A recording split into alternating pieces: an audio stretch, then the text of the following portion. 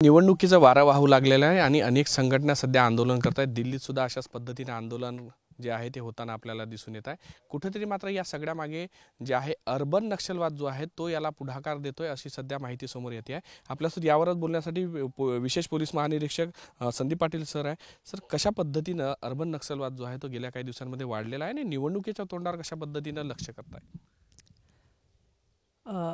Urban माओइझम म्हणजे CPI माओ जे band organisation आहे त्याच्या दोन विंग आहेत। एक जंगलामध्ये जे पीपल्स लिबरेशन गुरिल्ला PLG आहे ते लढतायत ते आर्मी, आणि दुसरा आहे संयुक्त मोर्चा ज्याला इंग्लिशमध्ये युनायटेड फ्रंट म्हणतात।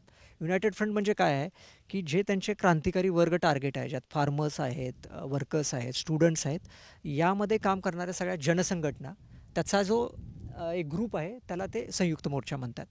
आता रिसेंटली एक 1.5 महिन्यापूर्वी माओवाद्यांनी त्यांचा दर्शनपाल सिंग म्हणून जे सेंट्रल कमिटी मेंबर होते CPI माओचे, त्यांना आता निष्कासित केलं पार्टीबरोबर डिफरन्सेस झाल्यामुळे। तर दर्शनपाल सिंग हे पंजाबमधले संयुक्त किसान मोर्चाचे मोठे नेते होते की ज्यांनी पहिलं फार्मर्स अजिटेशन चालवलं होतं। म्हणजे आता क्लिअर एव्हिडन्स आहे की हा दर्शनपाल सिंग हा यांचा सेंट्रल कमिटी माओइस्ट मेंबर होता आणि तो सगळं गेलं फार्मर्स अजिटेशन चालवत होता। आणि त्या आत्ता जे काही डॉक्युमेंट्स आपल्याकडं आहेत तर त्याच्यामध्ये त्यांनी लिहिलेलं आहे की आता जसं 2024चं इलेक्शन येणार आहे, इलेक्शन हे डेमोक्रेसीचा गाभा आहे।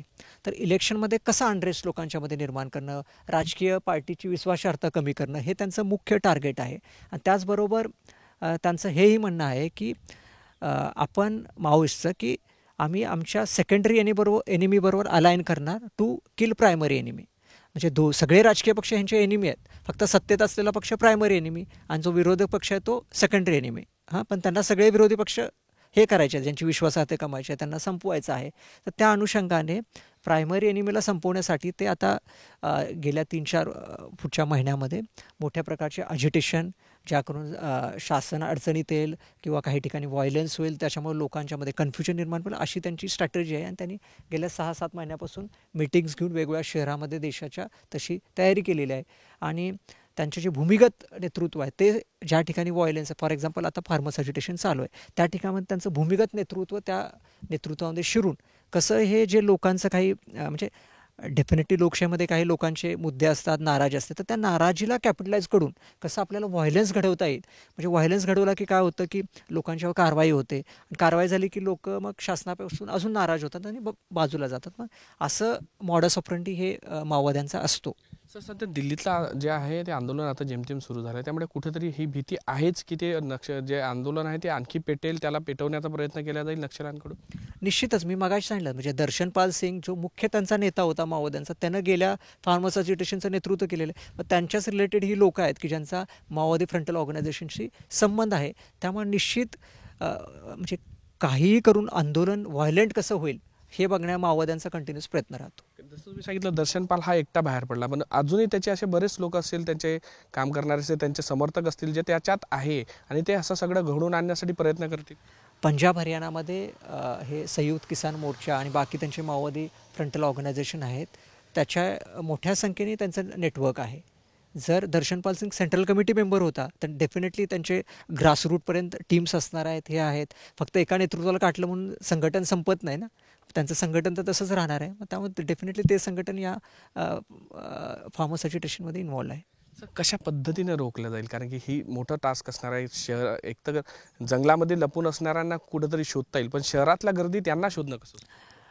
नाही, ते सुरक्षा यंत्रणा त्यांच्या गोपनीय एजन्सीज मार्फत माहिती काढत असतात आणि वेगवेगळे राज्य आणि आपलं जे सेंट्रल गुप्तचर एजन्सी आहेत ते त्यांचा सगळ्यांचा समन्वय असतो। आणि निश्चित आता हरियाणा पोलीस आणि Delhi police law and order face करण्यात आहेत, त्यांचं चांगलं तयारी आहे, निश्चित आम्हाला वाटतं ते हँडल करतील। सर, फक्त दिल्लीतच नाही की देशातल्या इतरही भागात, कारण की आता निवडणुका म्हटलं म्हणजे देशभरात होतील, त्यामुळे इतरही भागात अशा भीती आहे, अशा काहीतरी वेगवेगळ्या पॉकेट्समध्ये असं काहीतरी काम होत आहे? निश्चितच मी सांगतो ना की जिथं थोडाफार असंतोष लोकांच्यामध्ये दिसला तर तो कसा वाढवून कसं लोकांना रस्त्यावर आणायचं आणि त्यातून व्हायलन्स निर्माण करायचं हे माओइस्टची मॉडस ऑपरेंडीच आहे।